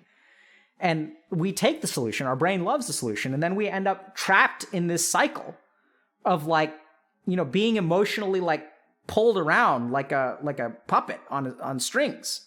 And we get emotionally existentially depressed. And then we get coping strategies. And it's not even a coping strategy. It's an addiction, really. And it's we'll fix that for you. Oh, you're in withdrawal from heroin? Here, have some more heroin. That's essentially what is happening on the internet right now. Is that it's addicting us to heroin by giving us all this negative emotion. And then it's here, I've got the solution for you right here. Right? I think that this is a societal thing. It's a technological thing. In the pre-digital generation, I don't think understands that. Right? And so this is even funny. We even have a word for it, right? So the internet has collectively realized that this is going on. So we developed our own language of copium. That's like literally like we created a word to describe this phenomenon because it's happening and it's so prevalent. It's crazy. Right? Like even look at the icon. Like look at this picture of this Pepe with his eyes closed. He can't even, you guys understand, he's got a mask on because he can't even bring himself to hold it to his face. He is so AFK from the world that it needs to be strapped onto him in order for him to get that copium. He can't even be bothered to get up out of his chair and like walk over to the copium machine and like take a hit of copium. He just sticks it on. He can't even keep his eyes. He just got to AFK completely. You guys get that? It's like actually like in the image.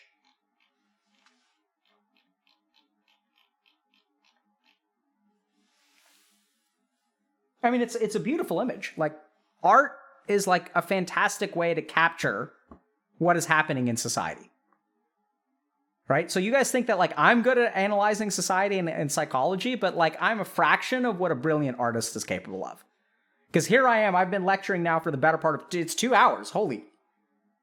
And an artist will capture it like this, whoever made this captured it in like 300 pixels. It's brilliant. Right? They've taken Pepe and they've just given Pepe different facial expressions. And they've encapsulated so much. It's also interesting because, you know, I remember learning in history class that hieroglyphics were a primitive language and that the alphabet is a superior language, right? Because the alphabet allows us to, you know, construct words and things like that. You only need to learn 26 characters. And now it's like we've like swung through alphabet and into emojis.